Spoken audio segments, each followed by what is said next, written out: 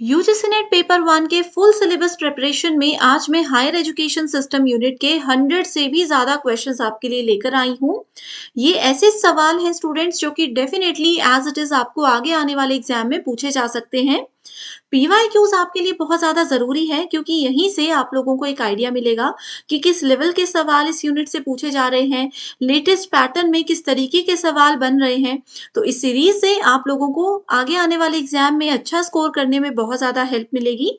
And साथ में ही students हर एक क्वेश्चन के साथ आपको एक्सप्लेनेशन भी दूंगी ताकि बड़े आराम से आपके सारे कॉन्सेप्ट्स भी क्लियर हो जाएं। तो मेरा नाम है Ankita Sood and daily global online classes पे आप सभी के लिए पेपर 1 प्रिपरेशन से रिलेटेड इंपॉर्टेंट क्वेश्चंस मैं लेकर आती हूँ। तो चलिए फिर इसी के साथ अपने सेशन को शुरू करते हैं। How many regional centers of UGC are there in India? So देखिए UGC के कितने क्षेत्रीय केंद्र हैं ये इसमें पूछा गया है। So UGC क्या होता है? University grant commission. ये एक स्टैट्यूटरी बॉडी है जो कि रिस्पॉन्सिबिलिटी लेती है इंडिया में हायर एजुकेशन के स्टैंडर्ड्स को कोऑर्डिनेट और मेंटेन करने के लिए। हेडक्वार्टर यूजीसी का न्यू दिल्ली में है एंड इसके टोटल 6 रीजनल ऑफिसेस पूरे इंडिया में है। ओके, सो इसलिए सही आंसर है यहाँ पर ऑप्शन नंबर 3। एग्जाम में 6 रीजनल ऑफिसेस के नाम भी पूछे जा सकते हैं। सो सबसे पहला सेंटर जो है वो है आप लोगों का आसाम में, दूसरा है बैंगलोर, ठीक है, तीसरा आप लोगों को सेंटर मिलता है पुणे में, रीजनल ऑफिस जिसको बोल सकते हैं हम। Next we have in Hyderabad, next is in Bhopal और अगला है कोलकाता में। सो ये 6 रीजनल ऑफिसेस हैं यूजीसी के जो कि आपको याद रखने हैं। स्टूडेंट्स ऐसे ही आसान तरीके से पेपर 1 की तैयारी करना चाहते हो तो ये कंप्लीट कोर्स जरूर ज्वाइन कीजिएगा जिसका नया बैच 20 अक्टूबर से स्टार्ट हो रहा है। इसमें हम आपको डेली लाइव क्लासेस के साथ एग्जाम से पहले पूरा सिलेबस तो कवर करवाएंगे ही, साथ में स्टूडेंट्स आप सभी के डाउट्स भी इस सेशन में क्लियर किए जाएंगे। अगर आपको एग्जाम को लेकर के, प्रिपरेशन को लेकर के कोई भी कंफ्यूजन है तो पर्सनल एंड पर भी आपके टीचर्स आपको यहाँ पर हेल्प करते हैं। साथ में आपको PYQs and mock test and MCQs को कैसे कम समय में अटेम्प्ट करना है, कैसे सही तरीके से अटेम्प्ट करना है वो भी सिखाया जाएगा। अब देखिए स्टूडेंट्स, वैसे तो बुक से भी पढ़ाई की जा सकती है, इंटरनेट पर इतना सारा डेटा है वहां से भी तैयारी की जा सकती है, बट लाइव क्लासेस में आप लोगों को ऐसे टिप्स और ट्रिक्स बताए जाते हैं जो कि आपको एग्जाम को क्वालिफाई करने में आपके फर्स्ट अटेम्प्ट में ही मदद कर देते हैं। आप सभी को साथ में हम full syllabus PDF notes, mock test and 5000 plus revision question bank भी दे रहे हैं जिसमें कि एग्जाम की तरह ही हिंदी और इंग्लिश में सभी सवाल रहेंगे। तो दिसंबर 2025 के लिए बहुत ही अच्छा डिस्काउंट लेकर आई हूँ जिसको ज्वाइन करने के लिए आप सभी ग्लोबल ऑनलाइन ऐप को डाउनलोड करिए। स्टोर सेक्शन पर सर्च बार में यूजीसी नेट पेपर 1 लिखिए, कोर्स का ओवरव्यू आप ले सकते हो कंटेंट पे जाकर के, एंड साथ में लाइव क्लासेस भी डेली यहाँ पर आप लोगों को हम ऐप में प्रोवाइड करवाते हैं। आप चाहो तो इन नंबर्स पर भी व्हाट्सएप के थ्रू कॉल और मैसेज कर सकते हो। Which of the following universities were established under the provision of the Act of Incorporation passed by Governor General and Viceroy Lord Canning in January 1857। अब बच्चे यहाँ पर क्वेश्चन देख के कंफ्यूज हो गए, 2 से 3 बार प्रश्न पढ़ेंगे, लेकिन इस क्वेश्चन में मैं आपको बताती हूँ कि जब भी यूनिवर्सिटीज और 1857 ये ईयर आप लोगों को मिल जाता है तो बिना डिटेल में क्वेश्चन को गए आप लोगों को सीधा पता होना चाहिए कि यहाँ पर ये पूछा जा रहा है कि 1857 में कौन सी 3 यूनिवर्सिटीज एस्टैब्लिश की गई थी। ओके, सो वो 3 यूनिवर्सिटी में सबसे पहली है कलकत्ता यूनिवर्सिटी, पंजाब यूनिवर्सिटी नहीं थी, मद्रास यूनिवर्सिटी है और बॉम्बे यूनिवर्सिटी है। तो सही आंसर है option number A, C and D। Year याद रख लो, यूनिवर्सिटीज के नाम याद रख लो, पूरा क्वेश्चन पढ़ने की कोई जरूरत नहीं है। Okay, According to NEP 2020, how much percentage of learners by 2025 through the school and higher education system shall have exposure to vocational education? Okay, so इसमें बोला है NEP 2020 के हिसाब से 2025 तक हायर एजुकेशन में वोकेशनल एजुकेशन का कितना परसेंटेज होना चाहिए, 50, 40, 35 या 60? तो सही आंसर है 50%। ओके, सो ये आपको याद रखना है, इंपॉर्टेंट क्वेश्चन है। Next is which one of the following reports the academic, technical and administrative problems of examination system.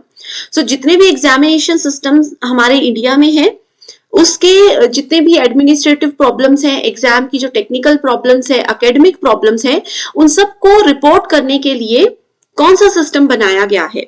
Options है report on standard of educational system, report on university education commission, sergeant report या फिर Hartog committee.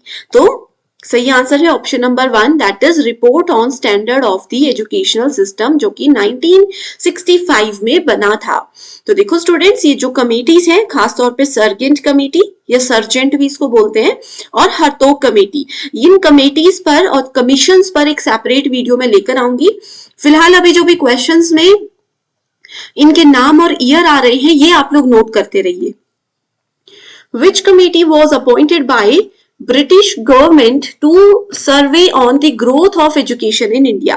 So ये as it is statement है एक commission की, जिसमें बोला गया है कि ये कमीशन ब्रिटिश गवर्नमेंट के द्वारा बनाया गया था, जो फोकस करता था इंडिया में एजुकेशन की ग्रोथ के ऊपर, कि कैसे इंडिया में एजुकेशन को बेहतर बनाया जा सके।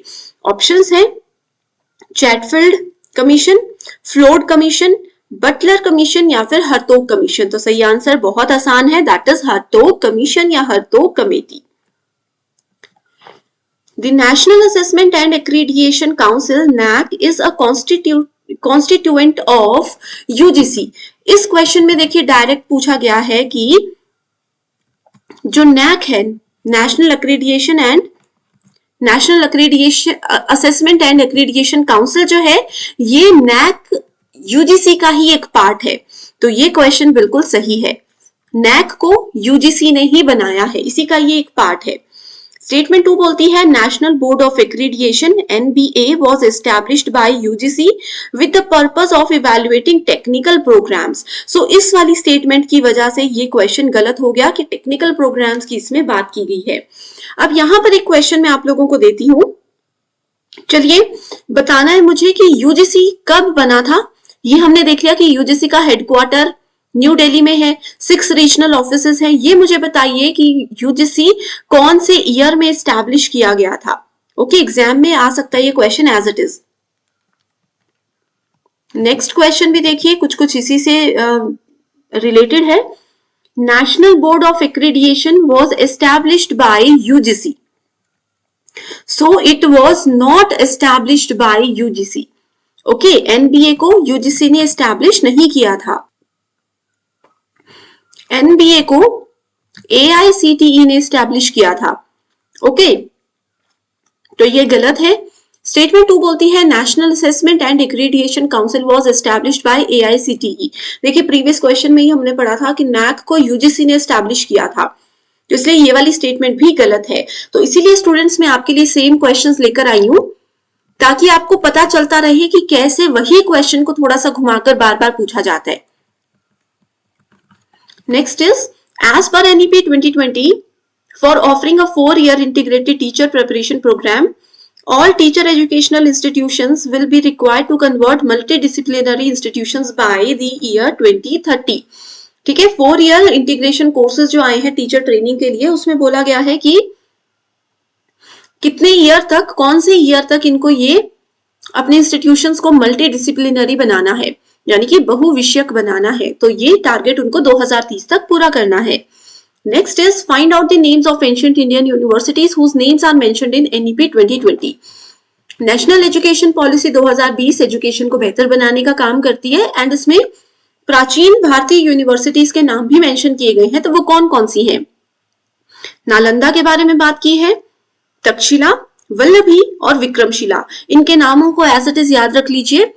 मिथिला के बारे में इसमें बात नहीं की गई है, ठीक है। मिथिला का एक इंपॉर्टेंट क्वेश्चन हम आगे डिस्कस करते हैं। University of Mithila was famous for, देखो स्टूडेंट्स मिथिला यूनिवर्सिटी पता है किन्होंने बनाई थी? राजा जनक के बारे में आपको पता होगा, सीता माता के जो पिता थे राजा जनक, उनके द्वारा बनाई गई ये मिथिला यूनिवर्सिटी थी। एंड ये यूनिवर्सिटी उस जमाने में बहुत ही ज्यादा फेमस थी, खासतौर पर 2 सब्जेक्ट्स के लिए। पहला सब्जेक्ट है न्याय सूत्र, न्याय सूत्र के लिए ये फेमस थी, और दूसरा सब्जेक्ट था लॉजिकल साइंसेस। तो ये 2 सब्जेक्ट हैं, that is B and D only is the correct answers. Takshashila is an important archaeological site and UNESCO declared it to a World Heritage Site in the year what? So देखिए students, Takshashila एक बहुत ही ज्यादा famous university थी, लेकिन कुछ सालों पहले Takshashila university को यूनेस्को के द्वारा वर्ल्ड हेरिटेज साइट यानी कि विश्व धरोहर स्थल बना दिया गया था। तो आपको बताना है कि कौन से साल में ये डिसीजन लिया गया था। ऑप्शंस हैं 1980, 1990, 1992 या फिर 1978। तो इस क्वेश्चन का सही आंसर है 1980। ये बहुत ही ज्यादा इंपॉर्टेंट क्वेश्चन है, बार बार पूछा गया है।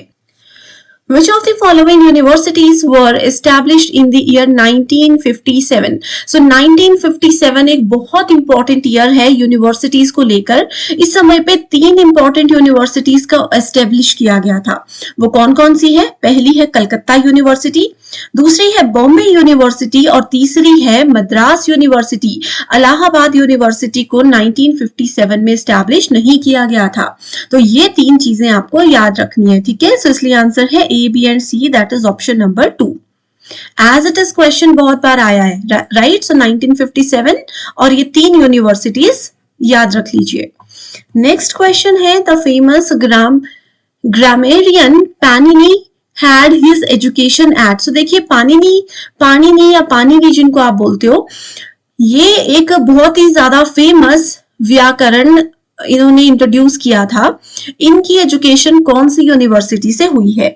तक्षशिला, पाटलिपुत्र, नालंदा या फिर श्रीधन्य कटक। ओके, सो पाणिनि की जब भी हम बात करते हैं या कौटिल्य की जब भी हम बात करते हैं तो हमेशा आपको पता होना चाहिए कि ये सब तक्षशिला यूनिवर्सिटी से जुड़े हुए हैं। सो correct answer is option number 1। According to UGC list published the state with the most universities। so UGC के लिस्ट के हिसाब से सबसे ज्यादा यूनिवर्सिटीज कौन से स्टेट में है, कौन से राज्य में सबसे ज्यादा विश्वविद्यालय है? उत्तर प्रदेश नहीं, महाराष्ट्र नो, तमिलनाडु में भी नहीं है, सबसे ज्यादा है राजस्थान में। ओके, सो करेक्ट आंसर है ऑप्शन नंबर 4। सो ये भी बहुत इंपॉर्टेंट क्वेश्चन है, सेट एग्जाम्स में ये बहुत बार आया है, ठीक है। स्टेटमेंट 1 बोलती है इन ancient India education was free. प्राचीन काल में शिक्षा बिल्कुल मुफ्त होती थी। ओके, दूसरी स्टेटमेंट बोलती है इन ancient India education was centralised. Okay, तो सेंट्रलाइज्ड का क्या मतलब होता है, पहले हम ये देखेंगे।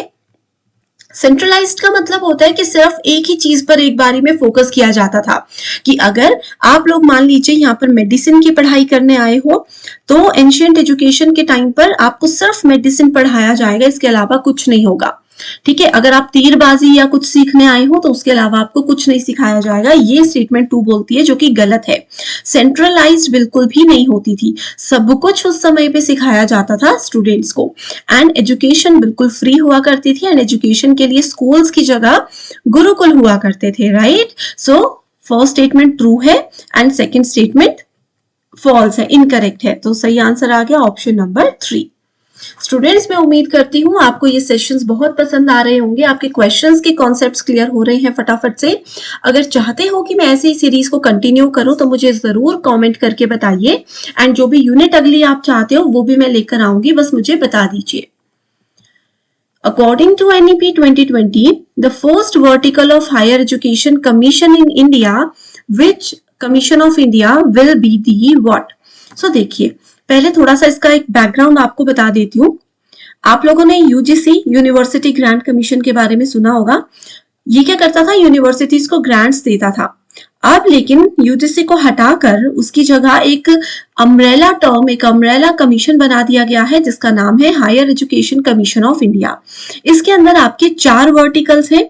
ओके, तो इसमें पूछा गया है कि पहला वर्टिकल यानी कि इसका प्रथम वर्टिकल कौन सा है। 4 वर्टिकल्स को बस रट्टा मार के याद नहीं करना है, इसका सीक्वेंस बहुत जरूरी होता है, ठीक है। सो सबसे पहले है नैक, नेशनल एक्रीडिएशन काउंसिल। सो नैक जो है ये है सेकंड वर्टिकल, तो ये वाला तो आपका ऑप्शन गलत है। दूसरा है नेशनल एजुकेशन रेगुलेटरी काउंसिल, तो ये बिल्कुल सही है। फर्स्ट वर्टिकल HECI का NHERC है। ओके, तीसरा वर्टिकल है HEGC higher education grant council, और चौथा वर्टिकल है जनरल एजुकेशन काउंसिल। अब इसको याद कैसे रखना है, देखिए सबसे पहले हम क्या करते हैं, किसी चीज को स्टार्ट करने के लिए रेगुलेट करना उसको बहुत जरूरी होता है, तो सबसे पहले रेगुलेटरी काउंसिल आता है, ठीक है। सेकेंड नंबर पे एक्रेडिएशन, नैक आप लोगों ने याद रख लेना है। तीसरे नंबर पर आ जाता है ग्रांट। अब देखो ये मेजरली तो यूजीसी को चेंज करके ही ये कमीशन बनाया गया है, तो यूजीसी ग्रांट देता था, इसीलिए ग्रांट जहां पर आएगा वो तीसरा होगा, ओके। एंड फोर्थ नंबर पर आ गया जनरल काउंसिल, ओके। सो इस तरीके से 4 वर्टिकल्स आपने याद रखने हैं। इसकी सीक्वेंसिंग और वर्किंग बहुत इंपॉर्टेंट है। सीक्वेंसिंग हमने अभी देख ली, वर्किंग में आपको आगे बताती हूँ, ठीक है, अगले क्वेश्चन में। सो सही आंसर क्या है, option number 2। Which university in India was first to throw all university examinations open to girls? कौन सी ऐसी यूनिवर्सिटी थी जिन्होंने हर एक यूनिवर्सिटी के एग्जामिनेशंस गर्ल्स के लिए ओपन रखे थे? पंजाब, कलकत्ता, सावित्रीबाई फुले यूनिवर्सिटी या फिर बॉम्बे यूनिवर्सिटी। तो इस क्वेश्चन का सही आंसर है कलकत्ता यूनिवर्सिटी। कंफ्यूजन नहीं होना चाहिए, ओपन टू गर्ल्स जब भी बात की जाती है तो कलकत्ता यूनिवर्सिटी को ही ध्यान में रखना है, ठीक है। मोस्ट रिपीटेड क्वेश्चन है ये वाला।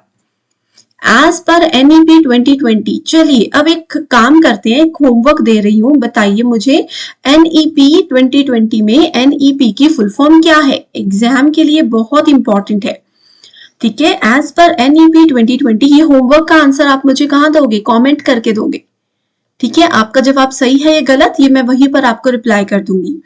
As per NEP 2020, gross enrolment ratio is sought to be achieved to the extent of 50% by what? So देखिए इसमें बोला है 50% GER कब तक कवर करना है, तो उसका टारगेट है 2035, ओके। इसको एज इट इज याद रख लीजिए। एंड स्कूल के लेवल पर 100% जो है वो 2030 होगा answer.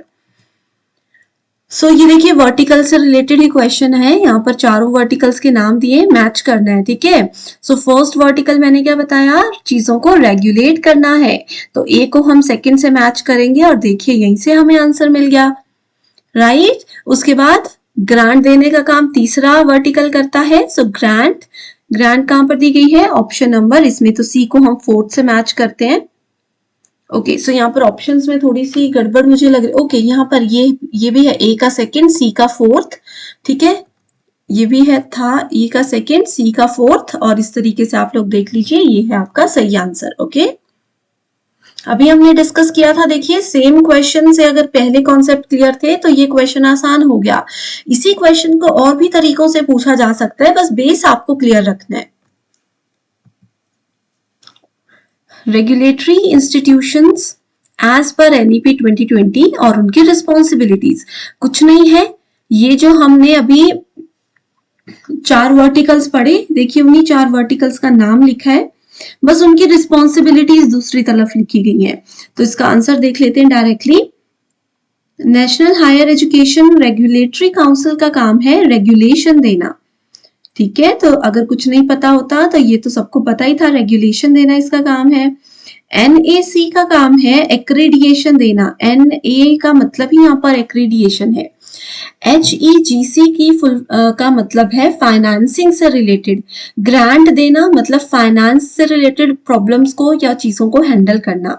GEC is related to academic standard. So ये बहुत इंपॉर्टेंट क्वेश्चन है, इस क्वेश्चन को भी बार बार घुमा फिरा कर पूछा गया है, तो ये चीजें आपको नोट कर लेनी है, right. What is the full form of Diksha, exam के लिए इंपॉर्टेंट क्वेश्चन है। दीक्षा की फुल फॉर्म है digital infrastructure for knowledge sharing, ठीक है। नॉलेज को शेयर करने के लिए ये एक डिजिटल इंफ्रास्ट्रक्चर बनाया गया है, गवर्नमेंट के द्वारा लिया गया ये एक इनिशिएटिव है। Next question, according to NEP 2020, more higher education institutions shall be established and developed in underserved regions to ensure full. अब देखो इसमें बोला है कि एनईपी 2020 ये बोलता है कि ज्यादा से ज्यादा हायर एजुकेशनल इंस्टीट्यूशंस को एस्टैब्लिश करना चाहिए, ठीक है, अंडर सर्व्ड रीजन्स में, जहां पर अभी तक स्थापित नहीं किए गए वंचित क्षेत्रों में ज्यादा से ज्यादा हायर एजुकेशनल इंस्टीट्यूशंस एस्टैब्लिश करने चाहिए। एंड उनका मेजर फोकस 3 चीजों पर होना चाहिए। वो 3 चीजें क्या है, ये आपसे पूछा है। पहला ऑप्शन बोलता है access, equity and inclusion, accountability, equity and integration, assessment, equivalence and identity, या फिर autonomy, effectiveness and implication. So बहुत इंपॉर्टेंट सवाल है ये। सो देखिए स्टूडेंट्स, इसका सही आंसर क्या है, ऑप्शन नंबर 1 है access, equity and inclusion. Access का मतलब होता है पहुंच, यानी कि जो भी कोर्सेज है, जो भी एजुकेशन है, उसकी पहुंच सब तक होनी चाहिए। इक्विटी का मतलब है समानता। समानता बोलती है कि आप किसी भी कास्ट से हो, किसी भी रीजन से हो, किसी भी बैकग्राउंड से हो, समान अधिकार सबके लिए होंगे। एंड इंक्लूजन का मतलब होता है समावेशन, राइट। सो आसान क्वेश्चन था, लेकिन बहुत इंपॉर्टेंट क्वेश्चन था।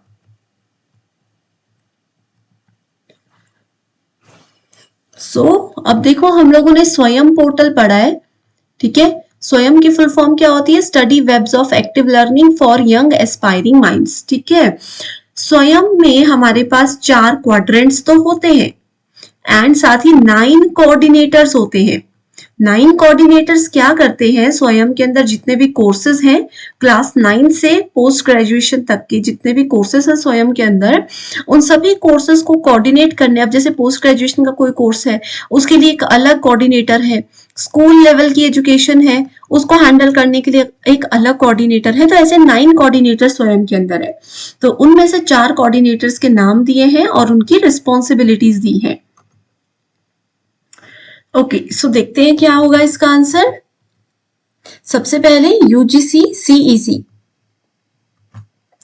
यूजीसी सीईसी जो होता है, ये आपके अंडर ग्रेजुएट और पोस्ट ग्रेजुएशन के नॉन टेक्निकल, यूजी और पीजी के नॉन टेक्निकल कोर्सेज को हैंडल करने के लिए बनाया गया है। तो ए का 3rd, तो इसलिए ये वाला ही ऑप्शन अभी एलिमिनेट हो रहा है।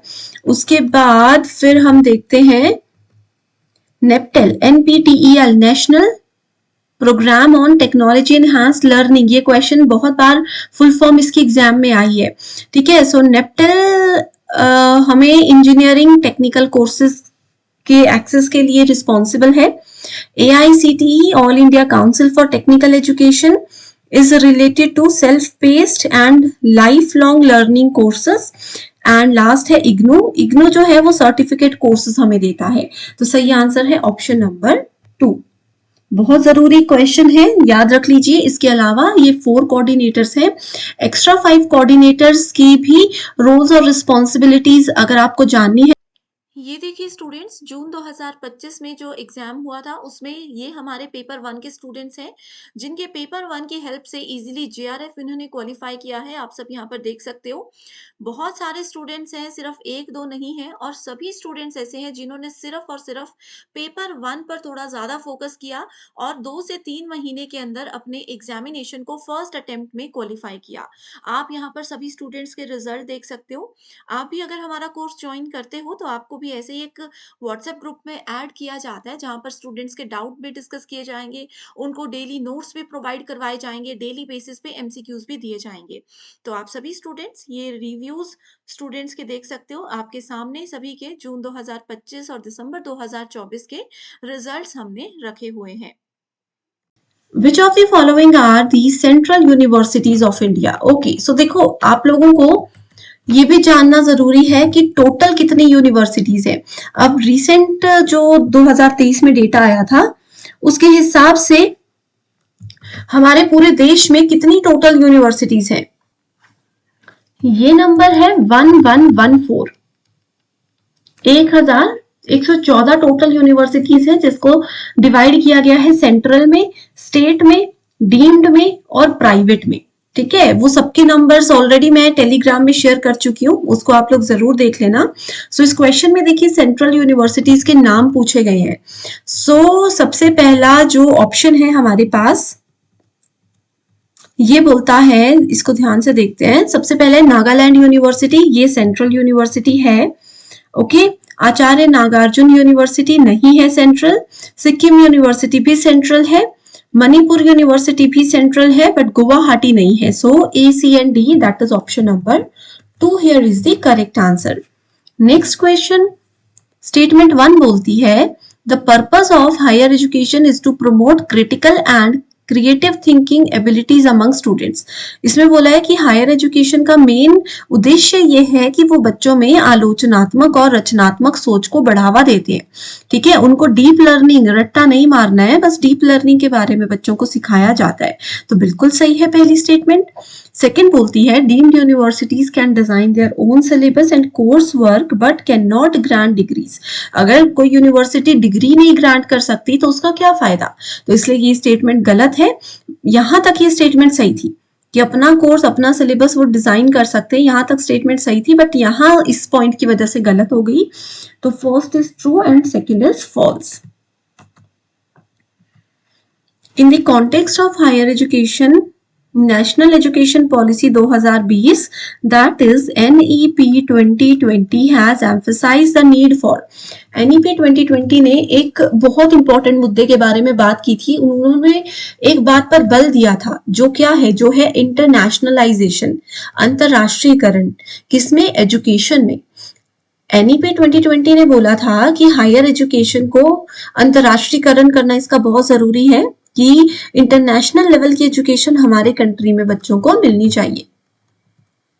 How many universities in the country are referred to as UGC care universities. So UGC care universities के अंदर हमारे देश में अभी तक 4 यूनिवर्सिटीज को काउंट किया गया है. ये 4 यूनिवर्सिटीज के नाम भी मैं आपको बता देती हूँ. तो सबसे पहली है JNU, जवाहरलाल नेहरू यूनिवर्सिटी. दूसरी है TU यानी कि तेजपुर यूनिवर्सिटी. थर्ड नंबर पे है MSU, that is MS university of Baroda. और फोर्थ नंबर पर है UOH, that is university of Hyderabad.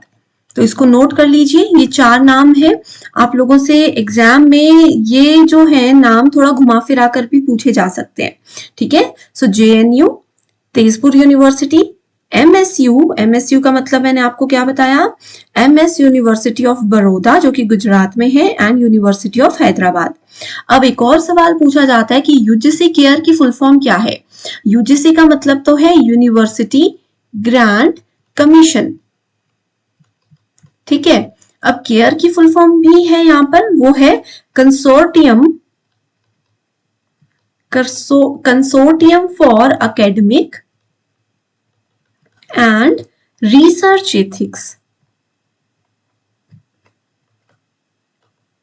Okay, so इसको नोट कर लेना है आपने. The focus of first 5-year plan was on. So first 5-year plans को already हमने discuss किया है, and इनका major focus किस पे था? Professional and management education पर था. Which of the following specific programs are initiated by UGC for the promotion of values and ethical practices?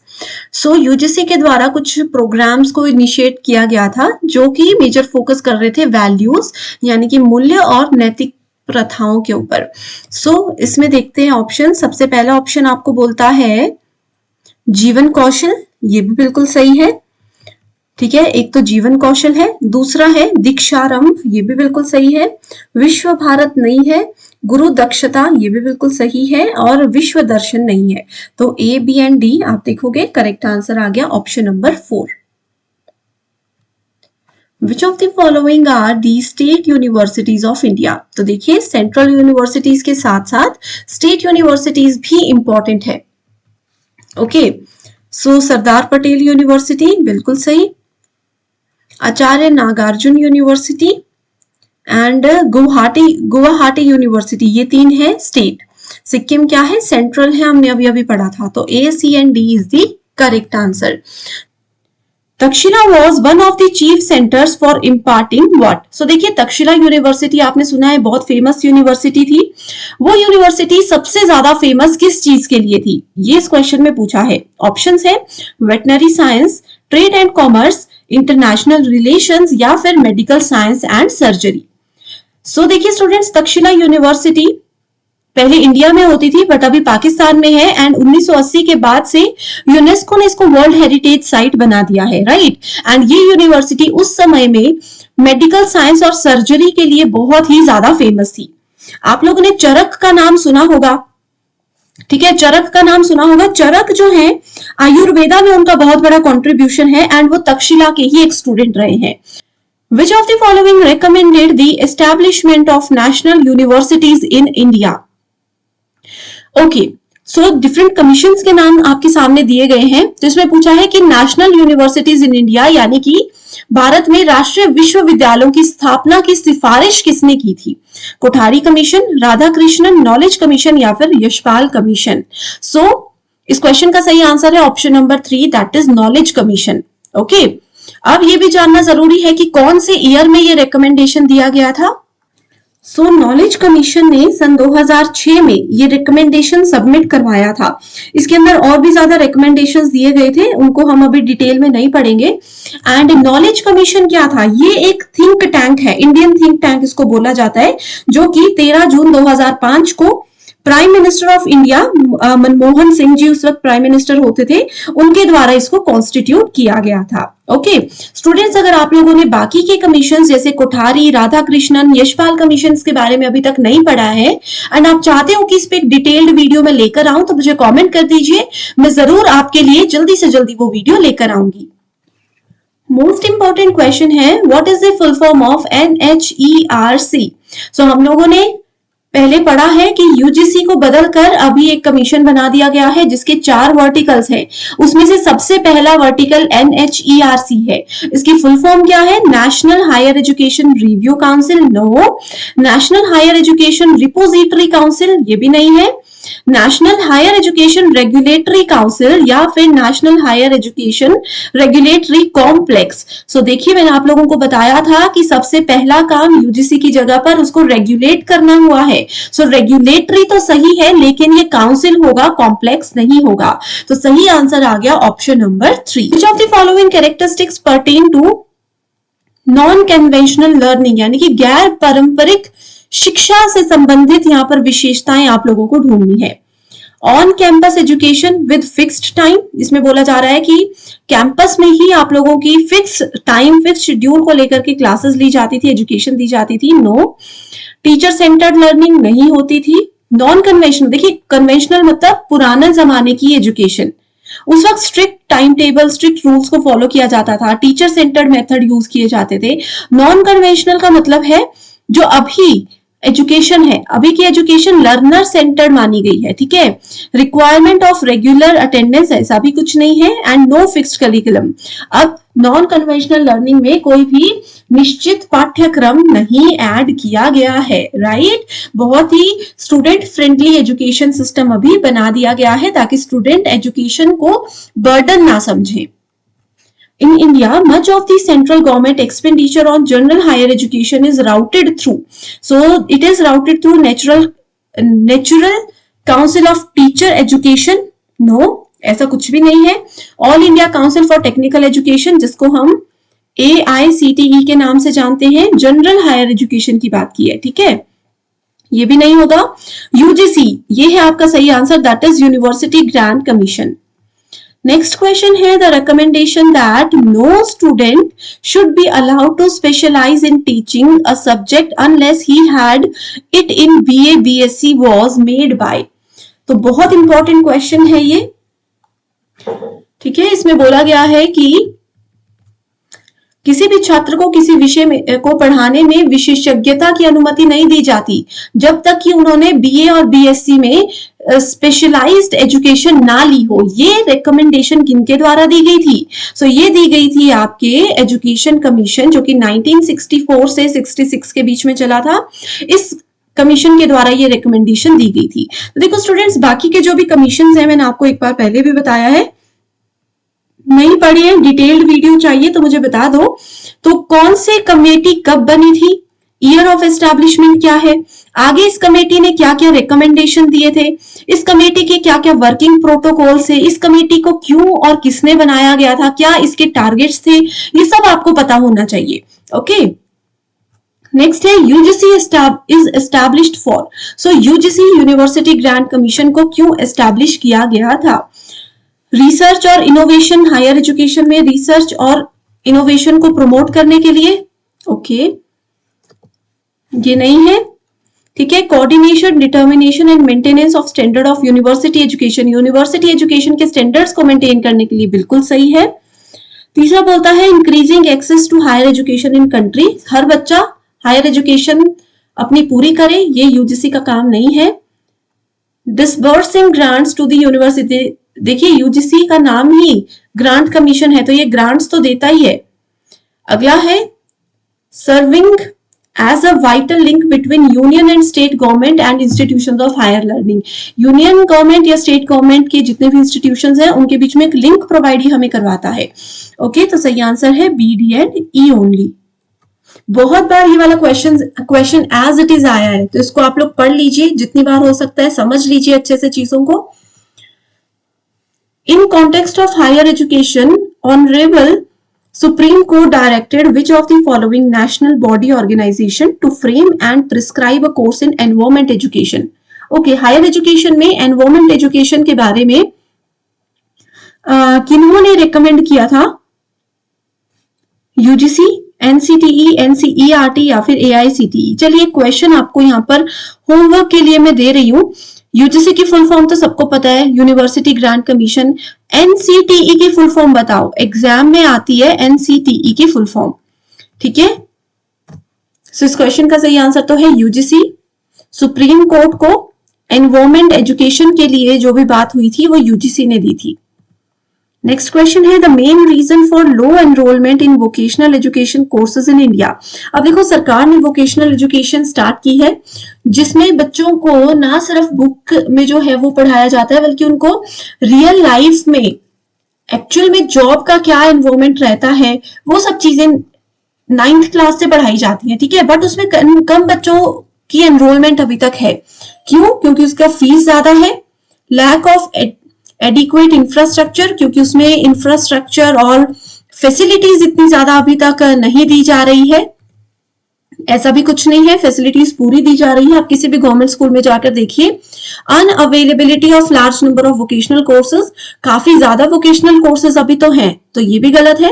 Wrong perception of vocational education among students and parents, ये बिल्कुल सही है कि students और parents को actual में अभी तक समझ ही नहीं आया है कि वोकेशनल एजुकेशन क्या है और कितना ज्यादा फायदेमंद है ये किसी भी बच्चे के लिए।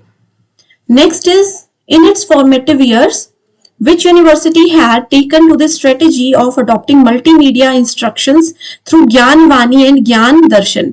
ओके, सो ज्ञानवाणी और ज्ञान दर्शन किस चीज से जुड़ा है, किस यूनिवर्सिटी से ये जुड़ा हुआ है? तो ये इग्नू से ही रिलेटेड है। इसमें एक्स्ट्रा कुछ आपको जानने की जरूरत नहीं है, बस इतना याद रखना है कि ज्ञानवाणी ज्ञान दर्शन इग्नू का ही एक इनिशिएटिव है, ठीक है। इन्होंने इनिशिएटिव नहीं है, मतलब इन्हीं के द्वारा ये सबसे पहले अडॉप्ट की गई थी स्ट्रेटेजी। नेक्स्ट है स्टेटमेंट 1 बोलती है according to NEP 2020 teaching and learning of Indian languages need to be integrated with school and higher education at every level. Okay, Indian languages में टीचिंग लर्निंग होनी चाहिए स्कूल से लेकर कॉलेज पोस्ट ग्रेजुएशन तक, ये NEP 2020 ने बोला है, तो ये स्टेटमेंट बिल्कुल सही है, ठीक है। फर्स्ट स्टेटमेंट हमारे पास बिल्कुल सही है। और स्टेटमेंट 2 बोलती है UNESCO has declare 220 Indian languages as endangered, यानी कि लुप्त हो रही है लैंग्वेज 220। ऐसा बिल्कुल भी नहीं है, तो पहली स्टेटमेंट ट्रू है but second statement is false. Next question is according to national education policy, again NEP 2020 के बारे में ही यहां पर बात की जा रही है। According to NEP 2020 the teacher must be the locus of basic reforms in country's educational reforms, बिल्कुल सही स्टेटमेंट है। इसमें बोला गया है कि राष्ट्रीय शिक्षा नीति दस्तावेज के अनुसार शिक्षक को देश के शैक्षिक सुधारों में बुनियादी सुधारों का केंद्र होना चाहिए, यानी कि एजुकेशन को बेहतर बनाने के लिए सिर्फ एक टीचर ही इंपॉर्टेंट रोल प्ले कर सकता है, ठीक है। ये एक इसका सिंपल सा मीनिंग हम निकाल सकते हैं, तो बिल्कुल सही है। Historically, marginalized or the disadvantaged student sections of the society should get paid quality education irrespective of their place or of residence. इसमें बोला गया है कि समाज में जो कोई बहुत बैकवर्ड एरिया के जो बच्चे होते हैं उनको एक बेस्ट एजुकेशन देनी चाहिए। ये नहीं देखना चाहिए कि वो किस जगह से है, किस सिटी से है, किस गांव से है। तो ये स्टेटमेंट भी बिल्कुल सही है। अगला क्वेश्चन है, which of the following are the main recommendations of knowledge commission with regards to higher education. So देखिए, नॉलेज कमीशन के बारे में हमने अभी पढ़ा था। इसने और भी कुछ रिकमेंडेशंस दी थी, जैसे कि ये बोलता है कि ज्यादा से ज्यादा रेगुलेटरी इंस्टीट्यूशंस होने चाहिए। ऐसा नहीं है, ये रिकमेंडेशन इनकी नहीं थी। क्लोजर ऑफ प्राइवेट यूनिवर्सिटीज की प्राइवेट कॉलेजेस बंद हो जाएं, नहीं। Massive expansion of higher education की हायर एजुकेशन पर फोकस करके बच्चों को ज्यादा से ज्यादा उच्च शिक्षा की ओर बढ़ावा दिया जाए। फोकस ऑन अफर्मेटिव एक्शन यानी कि सकारात्मक कार्यवाही हायर एजुकेशन में होनी चाहिए, बिल्कुल सही है। एफर्ट्स टू अचीव एक्सीलेंस, उत्कृष्टता प्राप्त करने का प्रयास, बिल्कुल सही है। और नेशनलाइजेशन जो है वो NEP 2020 की रिकमेंडेशन है, ना कि नॉलेज कमीशन की। ओके, सो सही आंसर क्या है? C, D and E only. इसको नोट कर लीजिए, इंपॉर्टेंट क्वेश्चन है, घुमा फिराकर बहुत बार पूछा गया है। Okay, so next question, The expenditure on the research and innovation in India at present is only कितने % of GDP। यानी कि इसमें पूछा गया है कि इंडिया की GDP का कितना प्रतिशत उसकी रिसर्च और इनोवेशन में लगाया जाता है, तो वो है 0.69%। Which of the following acronym and its expansion are not correctly matched? Okay, so NCERT, national council of educational research and training, बिल्कुल सही है। NCTE, होमवर्क पे भी दिया था ये क्वेश्चन, इसकी फुल फॉर्म है national council for teacher education.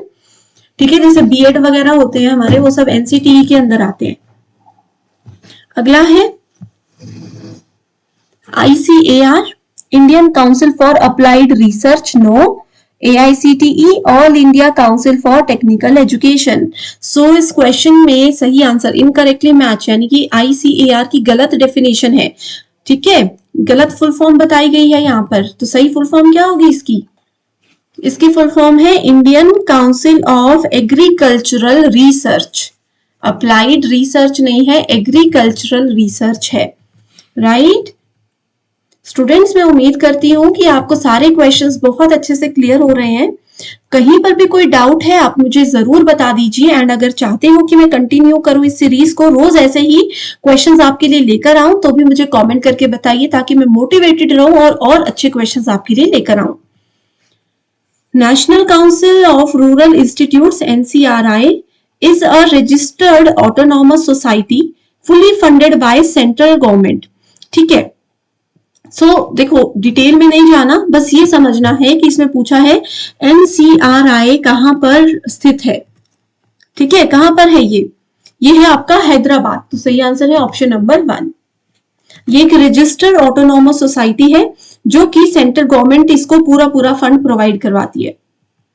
Next है, as per NEP 2020 in higher educational institutions the focus area of vocational education will be chosen based on. Okay, so higher education NEP में vocational education का focus किस पे रहना चाहिए? Gender basis? No. ठीक है, ऐसा नहीं है इसमें कि मेल फीमेल में डिफरेंस किया जा रहा है। Skill gap analysis, value oriented learning, mapping of local opportunity, या फिर विजुअल आर्ट्स। ठीक है, तो इसका सही आंसर है option number B and D की स्किल गैप, कौशल अंतर विश्लेषण और स्थानीय अवसरों का मानचित्रण करना। तो करेक्ट आंसर है option number 4। Next question is, which of the following were recommendations of which of the following committee the Central Advisory Board of Education CAB was revived in 1935? Simple सा क्वेश्चन है, इसमें बोला है CAB यानी कि central advisory board of education 1935 में establish किया गया था। तो किस कमेटी के द्वारा ये सिफारिश, ये रिकमेंडेशन दिया गया था? ऑप्शंस हैं SH Wood committee, Hartog committee, Wood Abbott committee, या फिर सैडलर कमेटी। तो सही आंसर है option number 2, that is Hartog committee. ठीक है, सो केब की रिकमेंडेशन हरतोग ने दी थी। दो स्टेटमेंट्स दी गई हैं। A private university is established through a state और central act by a society registered under societies registration act. इसमें बोला है कि कोई भी एक निजी विश्वविद्यालय जब होता है किसी भी स्टेट में, जब वो स्टेट या फिर सेंटर में उसको जब एस्टैब्लिश किया जाता है तो उसको रजिस्टर करने के लिए सोसाइटीज रजिस्ट्रेशन एक्ट काम में आता है, उसके रूल्स काम में आते हैं। ठीक है, तो ये बिल्कुल सही स्टेटमेंट है। ठीक है, बिल्कुल सही है पहली स्टेटमेंट। और टू बोलती है the chancellor of private university is appointed by chief minister of state और prime minister of country as the case may be. No, क्योंकि प्राइवेट यूनिवर्सिटी है तो इसमें चीफ मिनिस्टर प्राइम मिनिस्टर का तो कोई रोल ही नहीं है।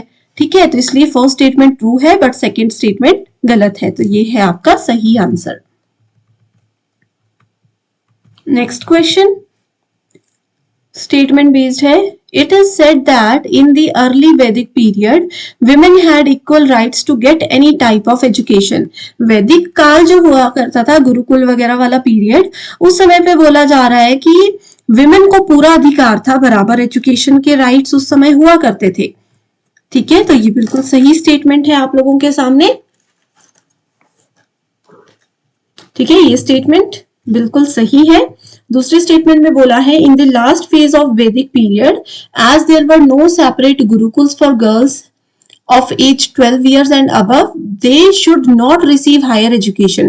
देखो, वैदिक पीरियड की शुरुआत में तो महिलाओं पुरुष के लिए बराबर अधिकार थे, लेकिन वैदिक पीरियड के एंड में क्या होने लगा कि 12 साल से ज्यादा की लड़कियों के लिए अलग से गुरुकुल्स यानी कि अलग से हॉस्टल्स नहीं हुआ करते थे। और उस समय में लड़की और लड़कों को एक साथ ऐसे रहने भी नहीं दिया जाता था, अभी भी नहीं रहने दिया जाएगा ऑब्वियसली, लेकिन सेपरेट हॉस्टल्स गुरुकुल्स नहीं होते थे, जिसकी वजह से लड़कियों को हायर एजुकेशन नहीं मिलती थी। तो ये स्टेटमेंट भी बिल्कुल सही है। तो both the statements are absolutely true. The NEP envisages the setting up of यानी कि NEP नेशनल एजुकेशन पॉलिसी 2020 किसकी स्थापना की परिकल्पना करती है? पहला ऑप्शन है regional research councils, no. National research foundation, national research commission या फिर नेशनल रिसर्च रेगुलेटरी अथॉरिटी। तो इस क्वेश्चन में आप लोगों को कंफ्यूज करने के लिए थोड़े थोड़े से चेंजेस किए गए हैं। तो देखिए स्टूडेंट्स, नेशनल एजुकेशन पॉलिसी 2020 ने रिसेंटली नेशनल रिसर्च फाउंडेशन की स्थापना की परिकल्पना की है।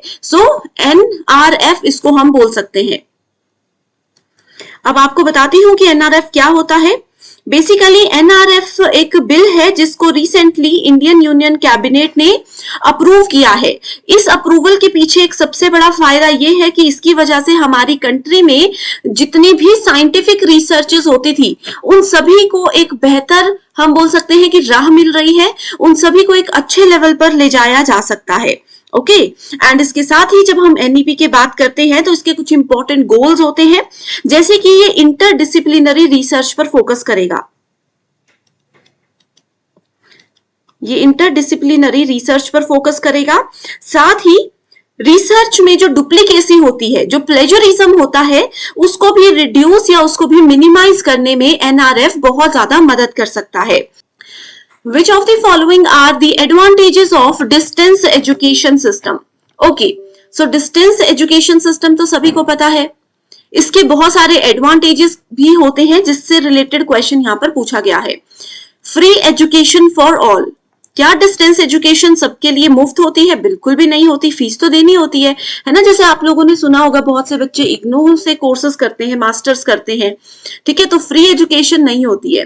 फ्लेक्सिबल सिस्टम ऑफ एजुकेशन, बिल्कुल सही, क्योंकि यहाँ पर रेगुलर क्लासेस आपको अटेंड नहीं करनी होती है, बस आप लोगों को बुक्स मिल जाएगी, आप एनरोल हो जाते हो एंड आपको एग्जामिनेशन देने हैं, अपने अकॉर्डिंग आप तैयारी कर सकते हो। अगला है एनकरेजेस। सो देखो स्टूडेंट्स, यहाँ पर ऑप्शन नंबर ए है, जहां जहां उसको तो हम पहले कैंसिल कर देते हैं। ठीक है, इजी था ये क्वेश्चन, यहाँ पर देख सकते हैं। ऑप्शन नंबर बी मैंने बताया कि सही है। इस वाले थर्ड ऑप्शन में ऑप्शन बी नहीं है, तो इसको भी हम एलिमिनेट कर देंगे तो ऑटोमेटिकली हम अपने आंसर तक पहुंच सकते हैं। फिर भी ऑप्शंस देख लेते हैं एक बार। Encourages earn and learn approach. ठीक है, ये बोलता है कि आप कहीं पर जॉब करते करते भी पढ़ाई कर सकते हो। बिल्कुल सही है, मैक्सिमम स्टूडेंट्स यही तो करते हैं। No regular attendance is required, कोई अटेंडेंस का यहाँ पर फंडा ही नहीं है, बिल्कुल सही। High and complex method of knowledge acquisition, ऐसा बिल्कुल भी नहीं है। यहाँ पर हमने बोला फ्लेक्सिबल है, तो यहाँ पर हम इसको कॉम्प्लेक्स कैसे बोल सकते हैं, ठीक है। सो आप देख सकते हो कितनी आसानी से हमने इसका आंसर ढूंढ लिया था, that is option number 2। Which of the following statements are true regarding Takshashila? So Takshashila university क्या है? ये वर्ल्ड की एक ओल्डेस्ट यूनिवर्सिटी है जो कि पहले इंडिया में हुआ करती थी, लेकिन फिर पाकिस्तान में शिफ्ट हो गई विभाजन के समय, एंड 1980 में यूनेस्को ने इसको वर्ल्ड हेरिटेज साइट भी घोषित कर दिया है। अब इससे रिलेटेड कुछ स्टेटमेंट्स यहाँ पर दी गई हैं, उनको देखते हैं। पहली बोलते हैं Indian grammarian Panini had studied here, Panini ने यहां पर पढ़ाई की थी, बिल्कुल सही है। Renowned physician of ancient India Jivaka studied there, ये स्टेटमेंट भी बिल्कुल सही है। इसके अलावा आप लोगों ने कौटिल्य का नाम सुना होगा, चाणक्य सुना होगा, ये सब भी यहां पर मतलब तक्षशिला से ही जुड़े हुए पर्सन है। ओके, जुआन जैंग स्टडीज योग शास्त्र at Takshashila, no this is not true, ठीक है। अब यहां पर चलिए मैं एक होमवर्क के लिए आपको क्वेश्चन दे रही हूं, बताइए मुझे कि जुआन जैंग कौन सी यूनिवर्सिटी से पढ़े थे? तक्षशिला के ये स्टूडेंट नहीं थे। PYQs अगर देखोगे तो आपको इसी एज इट इज नाम से, एज इट इज स्टेटमेंट से बहुत क्वेश्चंस देखने को मिलेंगे। तो कमेंट करके बताइए मुझे, होमवर्क है ये, कमेंट करके बताइए मुझे कि जुआन जैंग कौन सी यूनिवर्सिटी के पार्ट थे। अगला ऑप्शन है चाइनीज स्कॉलर आई क्विंग विजिटेड तक्षशिला इन 7th सेंचुरी, नो ये वाली स्टेटमेंट भी गलत है, तक्षशिला में इन्होंने विजिट नहीं किया था। तो A and B only, that is option number 4 is the correct answer. NIRF stands for National Institutional Ranking Framework and it was launched on, so आपसे पूछा है कि NIRF को कब लॉन्च किया गया था। उससे पहले आपको बताती हूँ कि ये काम क्या करता है। सो देखिए इसमें लिखा है नेशनल, यानी कि ये इंडिया लेवल पर काम कर रहा है, एंड रैंकिंग फ्रेमवर्क कि ये यूनिवर्सिटीज को रैंक देने के काम आता है। सो इसका काम क्या होता है कि जितने भी इंडिया में हायर एजुकेशनल इंस्टीट्यूशंस हैं, उन सभी इंस्टीट्यूशनल्स को हर साल ये रैंक देता है, ताकि इससे क्या होता है हमें ये भी पता चलता है कि हर साल हमारे देश में कौन सा वो कॉलेज है, कौन सी वो यूनिवर्सिटी है जो, या फिर हायर एजुकेशनल इंस्टीट्यूशन है जो टॉप कर रहा है, जो बेस्ट लेवल पर स्टूडेंट्स को एजुकेशन दे रहा है। इसको कब लॉन्च किया गया था? इसको 29 सितंबर 2015 को लॉन्च किया गया था, एंड उसी दिन से, उसी समय से इसने अपना काम शुरू कर दिया था। इसके अलावा एग्जाम में ये भी पूछा जा सकता है कि NIRF को किन्होंने अप्रूव किया था या किन्होंने लॉन्च किया था। सो NIRF को MHRD के द्वारा, उस समय पे MHRD हुआ करता था, उसके द्वारा इनको अप्रूवल मिला था। अब MHRD का नाम बदल दिया गया है, जो है ministry of education. I hope ये चीज आप लोगों को बिल्कुल क्लियर हो चुकी है। अगला क्वेश्चन है broad parameters under NIRF are. अब देखिए यूनिवर्सिटीज को रैंक तो ये देता है, मैंने आपको बता दिया किन किन चीजों का ध्यान रखते हुए, किन किन चीजों को चेक करने के बाद रैंक दिया जाता है, ये होते हैं ब्रॉड पैरामीटर्स। पहला ऑप्शन है टीचिंग, लर्निंग एंड रिसोर्सेज, कि उस कॉलेज में, उस यूनिवर्सिटी में कैसी पढ़ाई हो रही है, बच्चे कितना सीख रहे हैं, पढ़ाई के लिए स्टूडेंट्स को रिसोर्सेज यानी कि संसाधन क्या क्या उपलब्ध करवाए जा रहे हैं। ऑप्शन 2 है रिसर्च एंड प्रोफेशनल प्रैक्टिसेस, कि आपके कॉलेज में कैसे लेवल पर रिसर्च हो रहा है, प्रोफेशनली काम होता है या नहीं होता है। ये दोनों चीजें, ये दोनों ऑप्शंस बिल्कुल सही है, ठीक है। तीसरा है ग्रेजुएशन आउटकम्स, कि कितने स्टूडेंट्स यहाँ पर ग्रेजुएट हो रहे हैं, क्या उनका ओवरऑल रिजल्ट रह रहा है, किस लेवल तक वो जा रहे हैं, तो ये भी करेक्ट ऑप्शन है। आउटरीच एंड इंक्लूसिविटी, ठीक है, कि किस लेवल तक यहाँ से पढ़े हुए बच्चे पहुंच रहे हैं, किस लेवल तक स्टूडेंट्स को नॉलेज दिया जा रहा है, ये भी बहुत इंपॉर्टेंट होता है। और 5th पॉइंट है पीयर परसेप्शन, यानी कि उस कॉलेज के अंदर जो स्टाफ काम कर रहा है या जो स्टूडेंट्स पढ़ रहे हैं, उन सबके क्या रिव्यूज है उस कॉलेज के प्रोटोकॉल्स को लेकर के, ये भी यहाँ पर देखा जाता है। सो करेक्ट आंसर क्या है? Option number 4, that is all of the given statements are absolutely true. Okay, so ये सब पैरामीटर्स हैं जिनका ध्यान रख के NIRF सारे यूनिवर्सिटीज को रैंक देता है। अगला क्वेश्चन है how many distinct editions are there in 2023। अब देखो पहले क्या था, एनआईआरएफ में कुछ सब्जेक्ट्स भी ऐड किए गए थे, कुछ कैटेगरीज ऐड की गई थी, सब्जेक्ट्स नहीं कैटेगरीज ऐड की गई थी, ठीक है। जैसे कि ओवरऑल हमारे इंडिया में कौन सी यूनिवर्सिटी ने टॉप किया है, टॉप 10 यूनिवर्सिटीज की लिस्ट आती थी। उसके बाद इंजीनियरिंग के फील्ड में टॉप 10 यूनिवर्सिटीज कौन सी है, मेडिकल के फील्ड में कौन सी है, ठीक है, रिसर्च में कौन सी टॉप 10 यूनिवर्सिटीज है। इस तरीके से डिफरेंट कैटेगरीज में डिवाइड किया जाता था और फिर रैंक दिया जाता था यूनिवर्सिटीज को। अब 2023 में कुछ और डोमेन्स यहाँ पर ऐड कर दिए गए हैं, तो इसमें पूछा है कि कितने और ऐड किए गए हैं। सो ये है टोटल 3 नए डोमेन्स जो कि 2023 में जोड़े गए हैं। क्या क्या इनके नाम है वो भी देखते हैं। सो देखिए पहले एग्रीकल्चर और अलाइड सेक्टर्स से जुड़े हुए सब्जेक्ट्स जो थे या कॉलेजेस जो थे उनको एनआईआरएफ रैंक नहीं देता था, उनको एनआईआरएफ में इंक्लूड नहीं किया जाता था, बट अब किया जाएगा, ठीक है। आर्किटेक्चर था पहले, अभी आर्किटेक्चर एंड प्लानिंग को इंक्लूड कर दिया गया है। अगला है integration of innovation ranking previously executed by the Atal ranking of institution on innovation achievements into India ranking to reduce the burden of institutions of providing similar data of two different agencies। अब देखिए पहले क्या था, innovation से related जो जो categories थी उसको भी एनआईआरएफ के अंडर नहीं रखा गया था, उसको ARIIA के अंडर रखा जाता था, लेकिन अभी उसको भी एनआईआरएफ में जोड़ दिया गया है।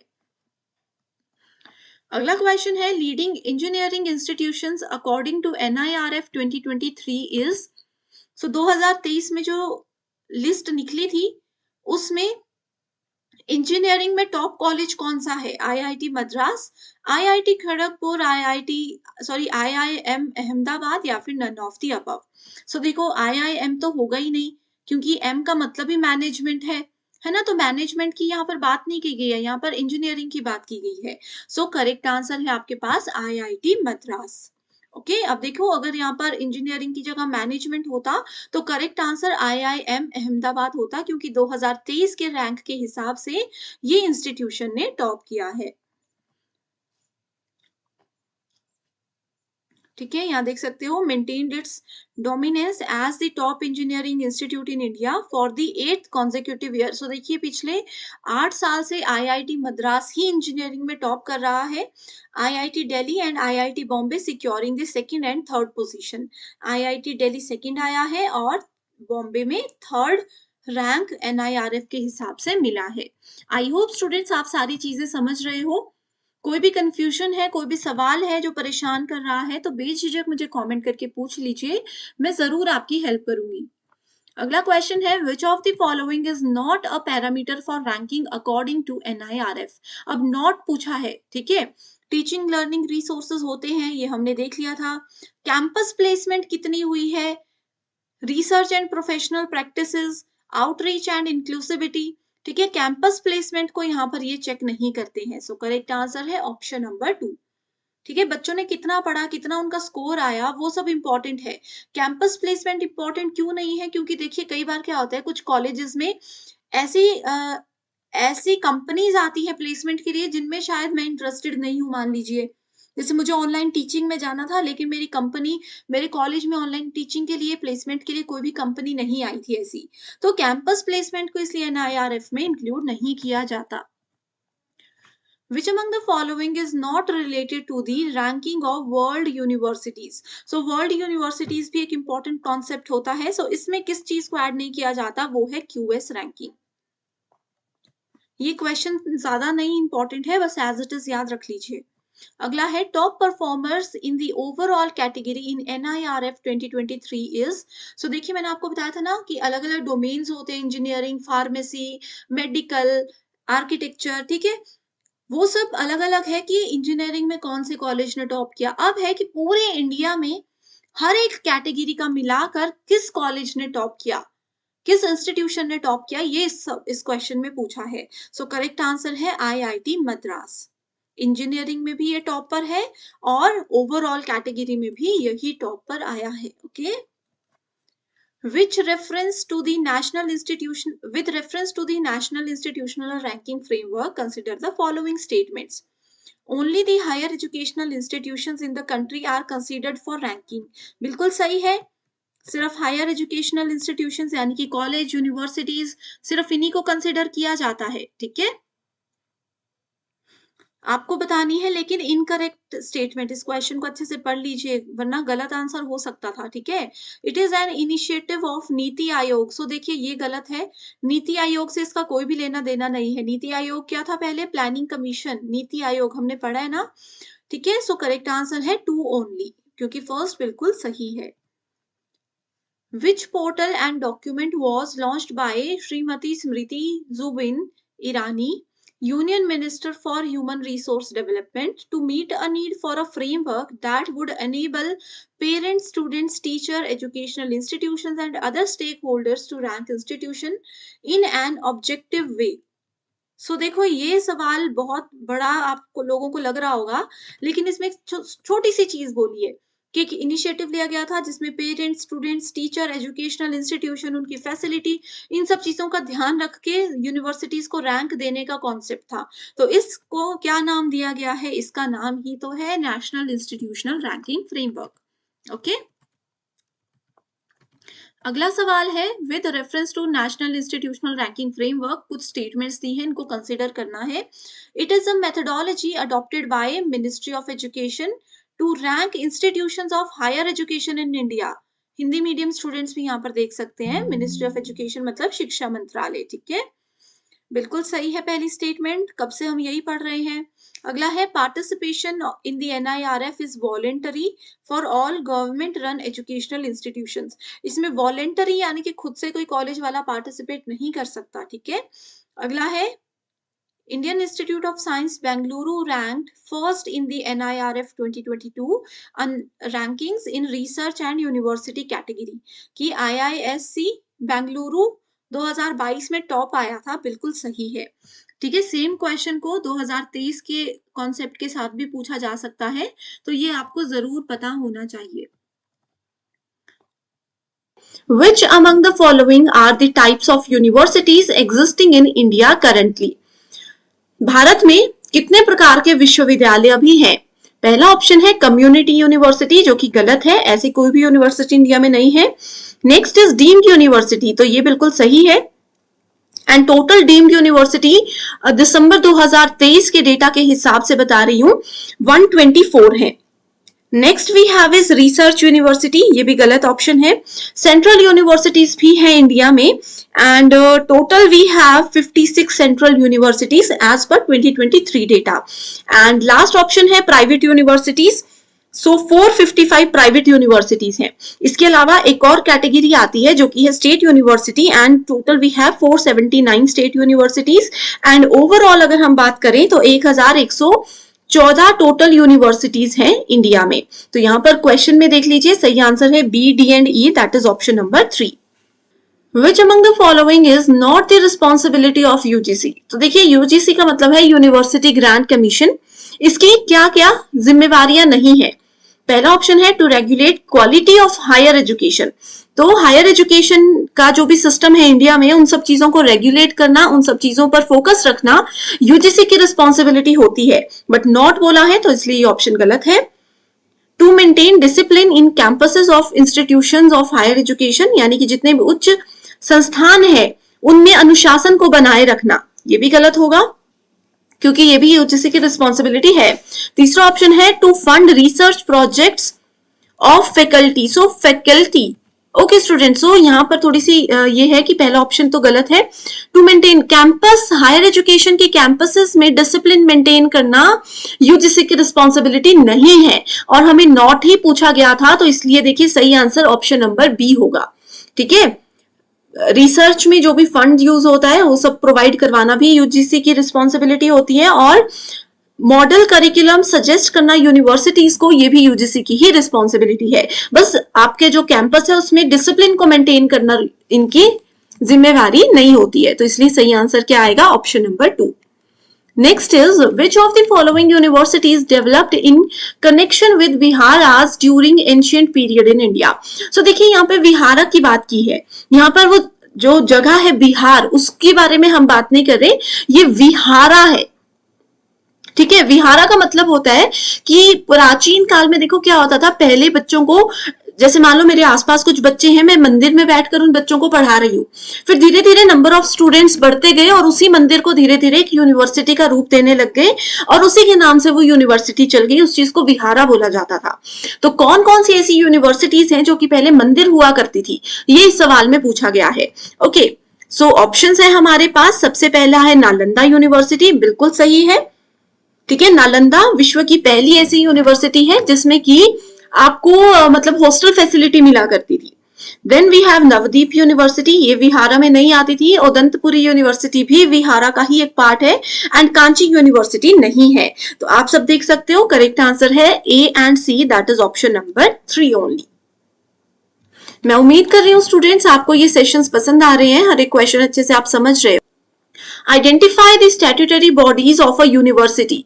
ओके, तो देखिए मैंने आप लोगों को पहले भी बताया है कि जो भी वैधानिक निकाय होते हैं वो आपको पता होने चाहिए। जैसे आपसे पूछा जा सकता है कि AICTE वैधानिक निकाय है, UGC वैधानिक निकाय है या नहीं है, तो ऐसे क्वेश्चंस रहते हैं। तो उसकी आपने लिस्ट बना देनी है, अगर नहीं पता तो मैं टेलीग्राम पे भी शेयर कर दूंगी। ठीक है, स्टैट्यूटरी बॉडीज ऑफ यूनिवर्सिटी क्या क्या है? बोर्ड ऑफ स्टडीज, ठीक है, पहला ऑप्शन है बोर्ड ऑफ स्टडीज, ये बिल्कुल है स्टैट्यूटरी बॉडी, वैधानिक निकाय है। अगला है एकेडमिक काउंसिल, नो।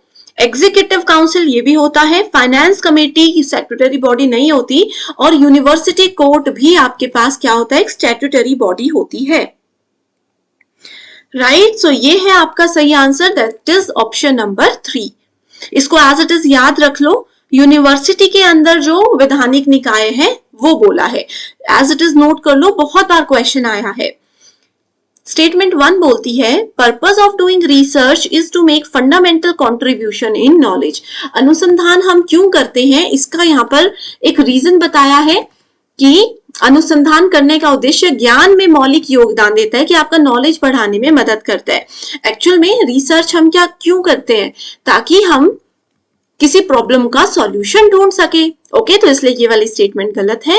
स्टेटमेंट 2 बोल रही है Indian higher education institutions are making fundamental contribution in very large area of knowledge by publishing a number of research articles. So देखिए, इंडियन हायर एजुकेशन जो है वो रिसर्च में एक अच्छा खासा काम तो कर रही है, बट ज्यादा आर्टिकल्स पब्लिश होने से इस पर फर्क पड़ रहा है, ऐसा कुछ भी नहीं है। क्वालिटी आर्टिकल पब्लिश होने से ही फर्क पड़ता है। तो इसलिए both the statements are incorrect. तो थोड़ा सा ना लॉजिकल इन स्टेटमेंट्स को पढ़ना होता है तो इजीली आंसर आपको मिल जाता है। Which among the following adversely affect the inclusive character of the institutions of higher education? Okay, so यहाँ पर सिंपल सा क्वेश्चन है कि कौन उच्च शिक्षा संस्थानों के समावेशी चरित्र पर प्रतिकूल प्रभाव डालता है, इफेक्ट कौन सा उन पर करता है, ये पूछा गया है। ओके, सो फर्स्ट ऑप्शन है to promote quality of education, no.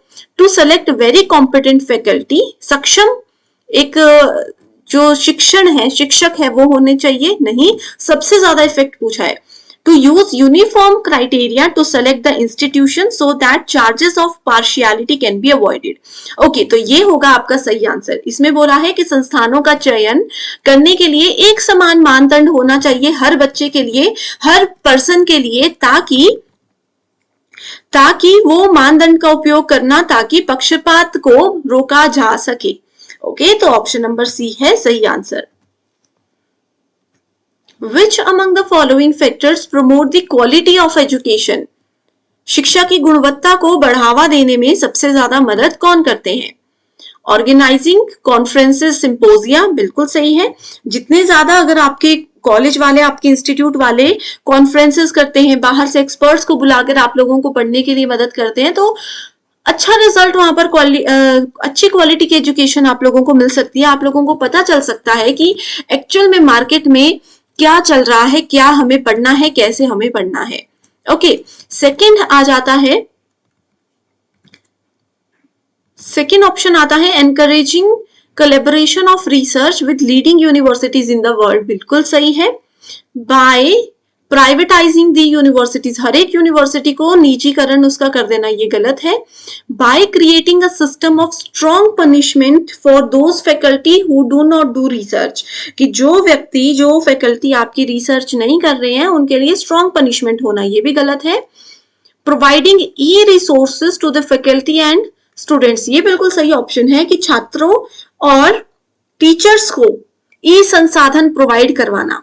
ठीक है, ई का मतलब होता है इलेक्ट्रॉनिकली जो चीजें जनरेट होती है, जैसे पीडीएफ रिसोर्सेज है, वीडियो सेशंस है, ये सब फैसिलिटीज प्रोवाइड करवाना। तो सही आंसर है ए, बी एंड ई ओनली। बहुत आसान था।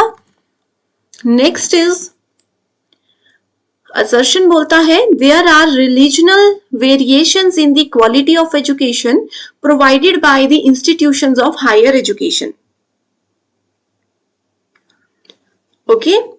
उच्च शिक्षा संस्थानों द्वारा प्रदान की जाने वाली शिक्षा की गुणवत्ता में क्षेत्रीय भिन्नताएं होती हैं। क्षेत्रीय भिन्नताओं का मतलब होता है कि किस रीजन में आप पढ़ रहे हो, कहाँ हो, उस चीज में डिफरेंसेस होते हैं। ये एक स्टेटमेंट बोलती है जो कि सही है। इसका कारण क्या है?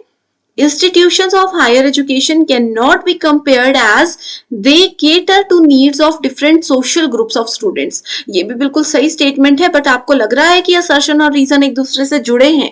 ये दो बातें सही तो हैं, बट एक दूसरे को कहीं पर भी एक्सप्लेन नहीं कर पा रही है, तो इसलिए both the statements are correct, but R is not the correct explanation of A. Next question is, next question में बोला है modern universities in India were established during colonial period. Okay, आधुनिक विश्वविद्यालय सबसे पहले औपनिवेशिक काल के दौरान स्थापित किए गए थे। सो मॉडर्न यूनिवर्सिटीज के बारे में ये जो स्टेटमेंट है बिल्कुल सही है। ओके, स्टेटमेंट 2 बोलती है the British government were genuinely interested in expanding the institutions of higher education in India. तो देखिए, ब्रिटिश काल में हायर एजुकेशनल इंस्टीट्यूशंस और एजुकेशन पर वो इंडिया में ध्यान तो बहुत ज्यादा दिया करते थे, but number of higher educational institute को बढ़ाने में उनका कोई योगदान नहीं था, ना उनका कुछ ऐसे प्लान के बारे में अभी तक फिलहाल कहीं पढ़ा है। तो इसलिए first statement is correct, but second is incorrect. Credits earned by student and stored in academic bank of credit, जिसको ABC बोला जाता है, after the date of earning such credits will have validity up to maximum of what? अब देखिए, आप लोगों को ये पता है कि ABC यानी कि अकेडमिक बैंक ऑफ क्रेडिट बना है, जिसकी मदद से स्टूडेंट्स अगर मान लीजिए फर्स्ट ईयर में किसी और कॉलेज में पढ़ रहे हैं, सेकेंड ईयर अगला साल उनको छोड़ना पड़ रहा है, फिर वो उसके अगले साल पढ़ाई अपनी कंटिन्यू कर रहे हैं सेकेंड ईयर से, तो उनके जो क्रेडिट्स हैं वो स्टोर होंगे, उनको वापस से फर्स्ट ईयर में नहीं जाना पड़ेगा। किसी और कॉलेज में भी अगर वो जा रहे हैं तो उनके पुराने स्कोर, पुराने क्रेडिट स्टोर रहेंगे, जिसके लिए एकेडमिक बैंक ऑफ क्रेडिट बनाया गया है। एंड इसकी वैलिडिटी कितने साल तक है? तो इसकी वैलिडिटी बनाई गई है 7 ईयर्स तक। एग्जाम के लिए बहुत इंपॉर्टेंट क्वेश्चन है, इसको आपने नोट कर लेना है कि वैधता 7 साल रहेगी। 7 साल के बाद अगर बच्चा सोचे मैं वापस इस स्कोर को कंटिन्यू करूंगा तो वो नहीं हो पाएगा फिर। ठीक है, the first open university in India was established in which year? So Bharat की प्रथम ओपन विश्वविद्यालय की स्थापना कब हुई थी, ये इसमें पूछा गया है।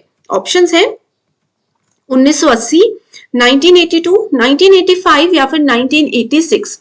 तो देखिए, आपको यह भी पता होना चाहिए कि फर्स्ट ओपन यूनिवर्सिटी है कौन सी। तो इसका नाम है doctor B.R. Ambedkar open university, doctor B.R. Ambedkar open university, and इसको एस्टैब्लिश किया गया था 1982 में। तो सही आंसर है ऑप्शन नंबर 2। इसी के साथ आप लोगों से सेम क्वेश्चन ये भी पूछा जा सकता है कि इंडिया की फर्स्ट सेंट्रल यूनिवर्सिटी कौन सी है एंड किस ईयर में इसको एस्टैब्लिश किया गया था।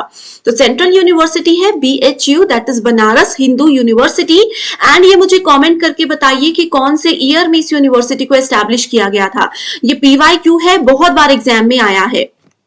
आगे बढ़ने से पहले ये देख लीजिए बाकी की ओपन यूनिवर्सिटीज की लिस्ट है। फर्स्ट मैंने आपको बता दिया, एटलीस्ट टॉप 5 यूनिवर्सिटीज आपको पता होनी चाहिए। नेक्स्ट क्वेश्चन है which of the following are not statutory bodies? So वैधानिक निकाय इनमें से कौन से नहीं है? ओके, सो वैधानिक निकाय की लिस्ट में सबसे पहला ऑप्शन आता है हमारे पास, हमें पूछा है नहीं है। ठीक है, तो सबसे पहले है NAC। NAC की फुल फॉर्म होती है national assessment and accreditation council. ये हमारा एक स्टैट्यूटरी बॉडी नहीं है, ठीक है, तो ए वाला ऑप्शन आपका सही हो जाएगा। सेकंड ऑप्शन है एनएमसी। एनएमसी का मतलब क्या होता है? एनएमसी का मतलब है national medical commission. National medical commission ये आपका एक स्टैट्यूटरी बॉडी है जिसको कि एक्ट ऑफ पार्लियामेंट के अंदर एस्टैब्लिश किया गया है। आपने ये याद रखना है कि स्टैट्यूटरी बॉडीज वो होती हैं जिनको एक्ट ऑफ पार्लियामेंट के अंदर एस्टैब्लिश किया जाता है। सो नैक को नहीं किया गया है, एनएमसी को किया गया है।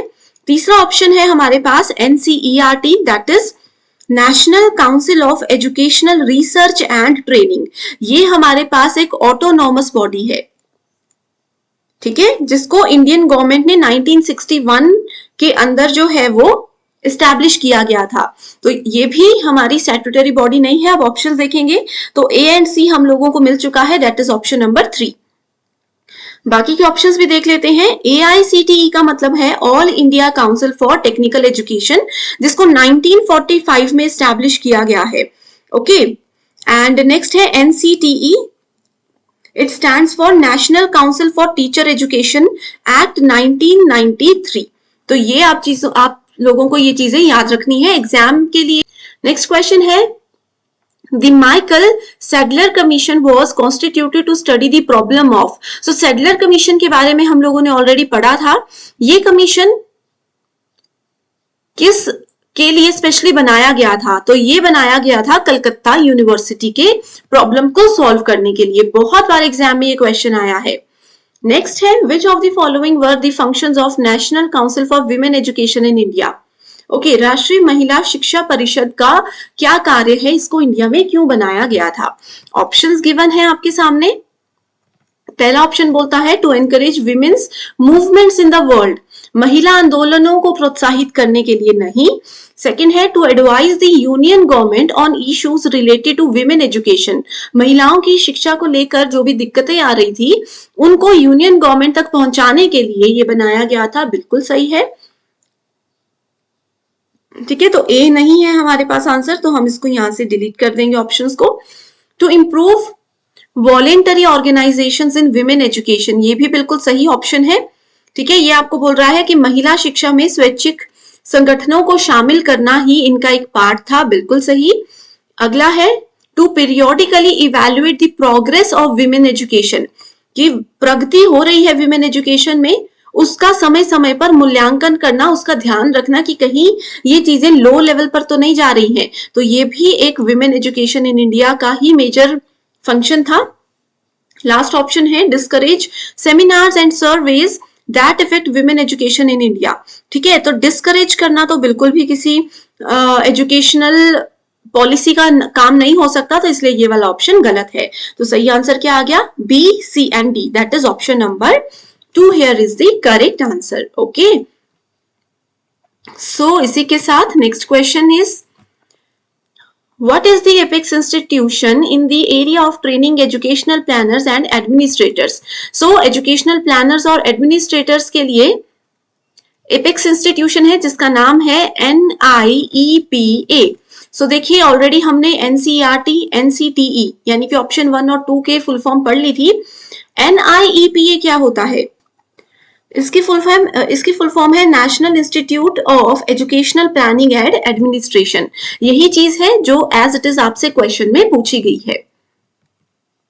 Next question, in 2023 which of the following has been ranked by best college in the country as per NIRF, that is National Institutional Ranking Framework.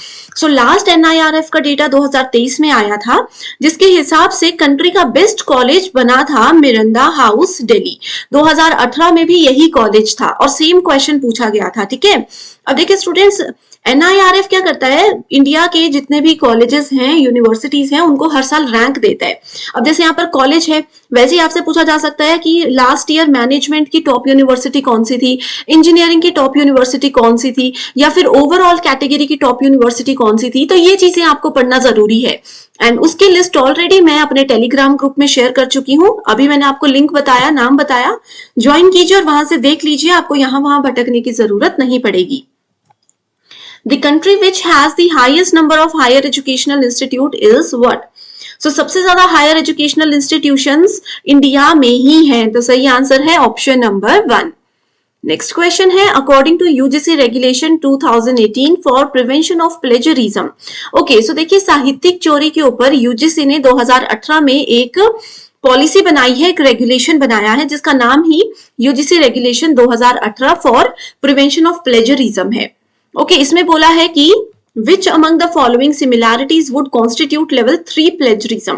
इसमें डिफरेंट लेवल्स बताए गए हैं प्लेजरिज्म के. सो आपसे पूछा गया है कि लेवल 3 प्लेजरिज्म के क्या क्या परसेंटेजेस हैं.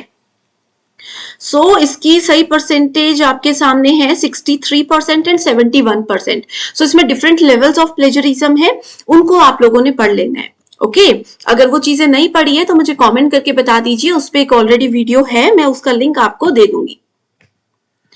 Next question we have is, financing higher education in a country like India depends on availability of resources and other financial implications. So ये बोल रहा है कि भारत जैसे कंट्री में अगर उच्च शिक्षा को फाइनेंस देना है, यानी कि वित्त यानी कि पैसे से रिलेटेड कुछ मदद करनी है, फाइनेंशियल चीजें देनी है, तो उसमें कितने उपलब्ध रिसोर्सेज हैं, कितने संसाधन उपलब्ध हैं, ये जरूरी होता है.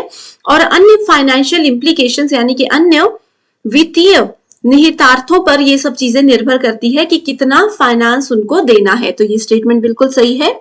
स्टेटमेंट 2 बोलती है, according to NEP 2020 funding and financing of higher education will be carried out by second vertical of higher education, that is higher education grant commission.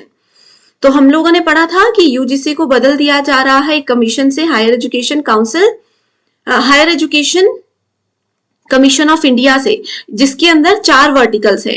तो इसको स्टेटमेंट में बोला जा रहा है कि HECI के अंदर जो सेकंड वर्टिकल है ग्रांट काउंसिल, इसकी रिस्पॉन्सिबिलिटी है हायर एजुकेशनल इंस्टीट्यूशंस को फंड्स प्रोवाइड करवाना. तो क्या ये सही है? बिल्कुल सही है.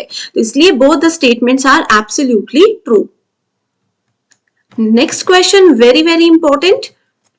Arrange the following universities in chronological order of their establishment year.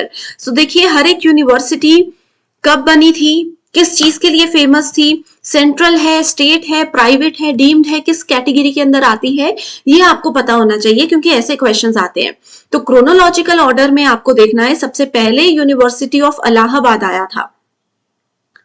ठीक है, सबसे पहले यूनिवर्सिटी ऑफ इलाहाबाद, तो यहीं से आपको आंसर मिल गया. ठीक है, university of Allahabad. Then we have 1916 में मैंने अभी बताया Banaras Hindu university. Then we have तीसरे नंबर पे university of Delhi and fourth number पे जवाहरलाल नेहरू यूनिवर्सिटी. इनके ईयर ऑफ एस्टैब्लिशमेंट जो है वो भी मैं आपको बताती हूँ. जवाहरलाल नेहरू यूनिवर्सिटी को 1969 में एस्टैब्लिश किया गया था. ओके, यूनिवर्सिटी ऑफ इलाहाबाद जैसे मैंने बताया सबसे पुरानी यूनिवर्सिटी है, ये 1887 में इसको एस्टैब्लिश किया गया था. And Delhi university of Delhi का आंसर मैं नहीं बता रही हूँ, ये मैंने दे दिया आप लोगों को एक होमवर्क क्वेश्चन, जिसका आंसर नहीं पता है तो गूगल पे सर्च कीजिए, लेकिन मुझे कॉमेंट करके बताइए. इससे क्या होगा, आपकी भी रिविजन हो रही है एंड बाकी के स्टूडेंट्स को भी आप हेल्प कर रहे हो. तो ये इसलिए मैं होमवर्क क्वेश्चन देती हूँ, आप इनको जरूर फॉलो कीजिए. ठीक है, सो ये आंसर मिल गया आप लोगों को. National education policy 2020 lays emphasise on what, यानी कि ये पॉलिसी किस चीज पर ज्यादा जोर डालती है. सो देखिए 2020 में नेशनल एजुकेशन पॉलिसी बनाई गई थी, जिसका मेन काम यही था कि जितने भी स्टूडेंट्स हैं, चाहे वो एलिमेंट्री लेवल के बच्चे हैं, चाहे वो हायर एजुकेशन के स्टूडेंट्स हैं, सभी को एक अच्छी एजुकेशन दी जाए और कैसे हमारे इंडिया में एक एजुकेशन लेवल को एक लेवल अप ले जाया जाए, ये सब चीजें हमें एनईपी 2020 में बताई गई हैं. सो ऑप्शंस हैं, लर्निंग फॉर एग्जाम्स, क्या ये पॉलिसी बच्चों को बोलती है कि सिर्फ एग्जाम क्वालिफाई करने के लिए पढ़िए? नहीं. रोट लर्निंग यानी कि रट्टा मारना सिखाती है. अब देखो सरकार कोई ऐसी पॉलिसी तो नहीं बनाएगी ना जो बच्चों को रट्टा मारना सिखा रही हो, तो ये भी गलत है. प्रैक्टिस एंड ड्रिल यानी कि बच्चों को अभ्यास करवाना, और ड्रिल का मतलब यहाँ पर है कि जबरदस्ती रट्टा मारकर बच्चों के दिमाग में किसी बात को सेट कर देना, तो ये भी एक गलत ऑप्शन है. सो लास्ट ऑप्शन है हमारे पास कंसेप्चुअल अंडरस्टैंडिंग, यानी कि जो भी कॉन्सेप्ट, जो भी टॉपिक या जिस भी फील्ड में स्टूडेंट कुछ पढ़ रहा है उस चीज की उनको अच्छे से समझ होनी चाहिए. रट्टा नहीं मारना है, अच्छे से समझ होनी चाहिए कि जो हम पढ़ रहे हैं इसका क्या फायदा है, कहाँ कब और कैसे इस चीज को इस्तेमाल किया जा सकता है। तो ये सब हमें नेशनल एजुकेशन पॉलिसी 2020 सिखाता है। अगला क्वेश्चन है, the new education policy is based on some pillars, how many pillars does it have. So देखिए इसमें कुछ स्तंभ होते हैं जिन स्तंभों के आधार पर ये कार्य करता है। सो एनईपी 2020 में टोटल होते हैं कितने स्तंभ, 5 स्तंभ, जिसके नाम भी एग्जामिनेशन में पूछे जाते हैं। ठीक है, सो सबसे पहला इसका पिलर है एचएस। एचएस का मतलब होता है कि कोई भी बच्चा, चाहे आप किसी भी कास्ट से हो, किसी भी लोकेशन से हो, किसी भी जेंडर से हो, आप यहाँ पर बराबर लेवल का आपको अधिकार है। इजीली आप कहीं पर भी बैठ करके एनईपी 2020 से कोर्सेज का बेनिफिट उठा सकते हो, या फिर इसमें जो भी एलिमेंट्री एजुकेशन सर्विसेज दी जाती हैं उसका भी फायदा उठा सकते हो। दूसरा है इक्विटी। एसएस का मतलब होता है पहुंच। ठीक है, इक्विटी हमें बोलती है कि हर एक स्टूडेंट जो भी एनईपी 2020 के अंडर आता है उसको इंडिविजुअलाइज्ड सपोर्ट दिया जाएगा, यानी कि व्यक्तिगत तौर पर उसकी मदद की जाएगी। उनको कोई भी दिक्कत आ रही है, कुछ भी है, तो एनईपी कहता है कि उनका जरूर हम मदद करेंगे। तीसरा इंपॉर्टेंट पॉइंट है क्वालिटी। इसमें हमेशा क्वालिटी एजुकेशन दी जाती है जो कि एक स्टूडेंट को एग्जाम क्वालिफाई करने के साथ साथ ये भी बताती है कि जो आप पढ़ रहे हो वो रियल लाइफ में कहाँ पर आपके काम आएगा। चौथे नंबर पर आता है अफोर्डेबिलिटी। अफोर्डेबिलिटी हमें कहता है कि ये बिल्कुल फ्री ऑफ कॉस्ट है। चाहे कोई स्टूडेंट गरीब परिवार से है तो ज्यादा महंगी एजुकेशन नहीं ले सकते, तो इसीलिए एनईपी 2020 कहता है कि ये सबके लिए अफोर्डेबल है, कोई भी इसमें कोर्सेज को इजीली फॉलो कर सकता है। स्पेशली ये जो फ्री एजुकेशन है वो 3 से 18 साल तक के बच्चों को दी जाती है। एंड पांचवा पिलर है अकाउंटेबिलिटी।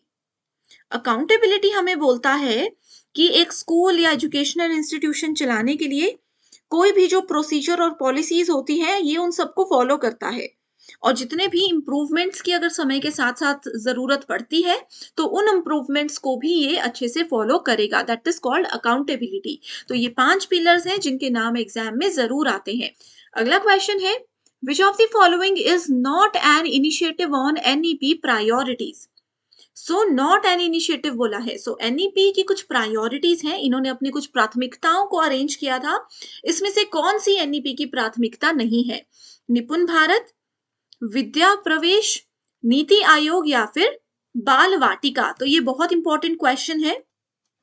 सो निपुण भारत में निपुण का फुल फॉर्म होता है, एग्जाम में पूछा जा सकता है, नेशनल इनिशिएटिव फॉर प्रोफिशिएंसी।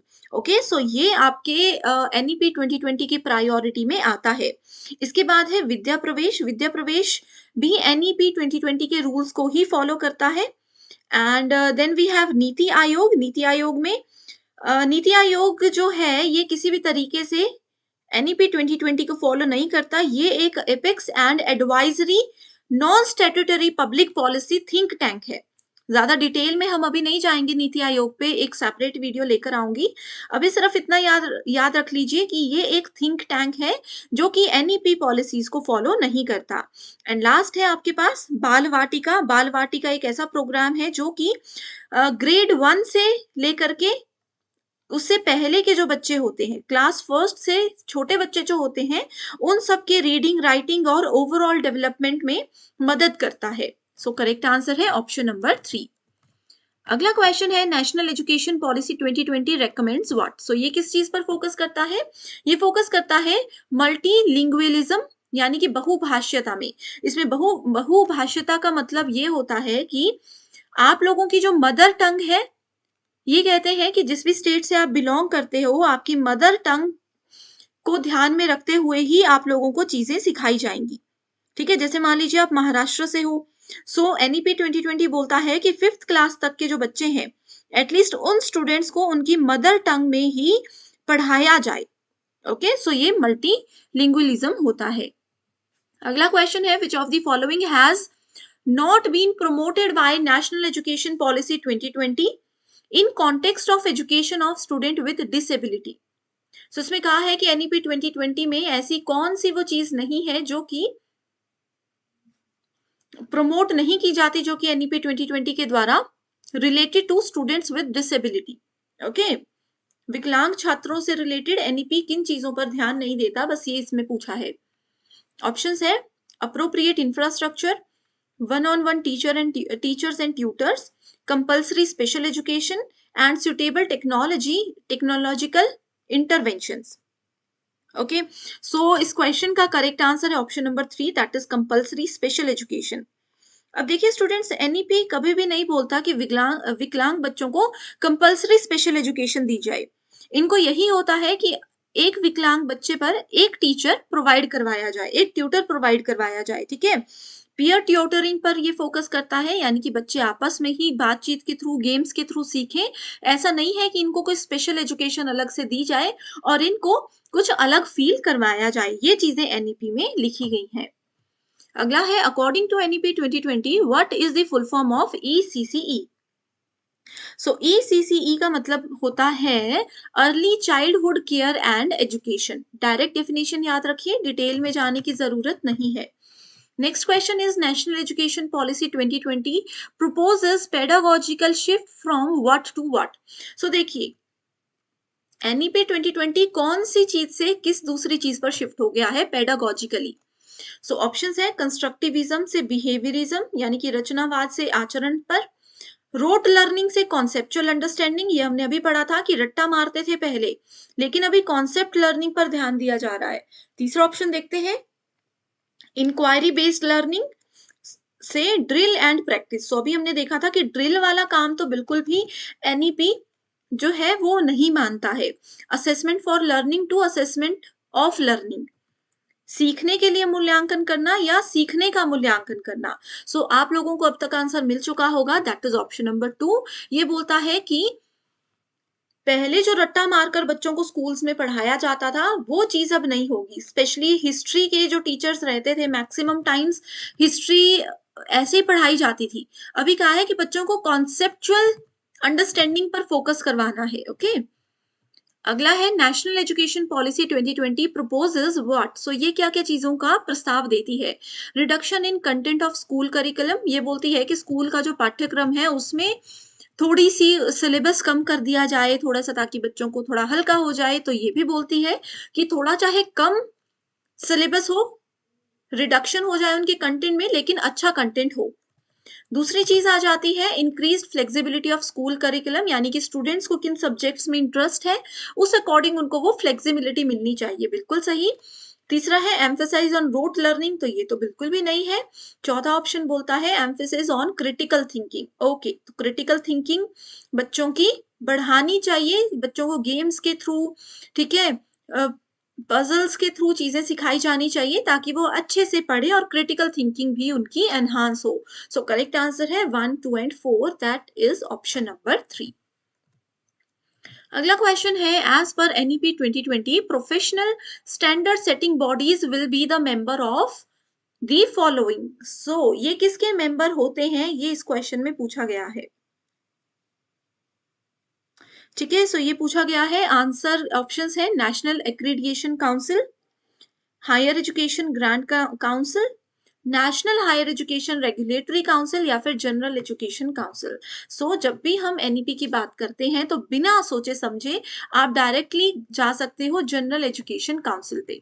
बस ये चीज आपको याद रख लेनी है, ठीक है। इसमें क्या है देखिए, बोला है प्रोफेशनल स्टैंडर्ड सेटिंग बॉडीज, ठीक है, यानी कि एनईपी 2020 बोलता है कि स्टूडेंट्स के करिकुलम, उनकी चीजों पर ध्यान देने के साथ साथ हमें टीचर्स पर भी ध्यान देना है कि टीचर में भी एक क्वालिटी होनी चाहिए कि कैसे वो बच्चों को समझा रहे हैं, कैसे वो हर चीज को एग्जाम्पल्स के साथ समझा रहे हैं। So professional standard setting bodies जो है, ठीक है, that will be the member of which council. So ये होते हैं जनरल एजुकेशन काउंसिल के मेंबर। ये एक नई काउंसिल है जो कि एनईपी 2020 के साथ ही बनाई गई है, इसके अलावा इसमें कुछ भी नया नहीं है। अगला क्वेश्चन है primary classes class 1 to 5 will consist of which of the following stages according to NEP 2020। 5 + 3 + 3 + 4, इस वाली पॉलिसी को NEP 2020 फॉलो करता है, जिसमें कि हमारे पूरे एजुकेशन सिस्टम को, अपने जितने भी साल होते हैं +2 तक, उनको डिवाइड कर दिया गया है इस फील्ड में। ठीक है, ओके। सो यहाँ पर इस क्वेश्चन में डायरेक्ट पूछा गया है आप लोगों से कि बताइए क्लास 1 से लेकर 4 जो है वो कौन से स्टेज में आता है।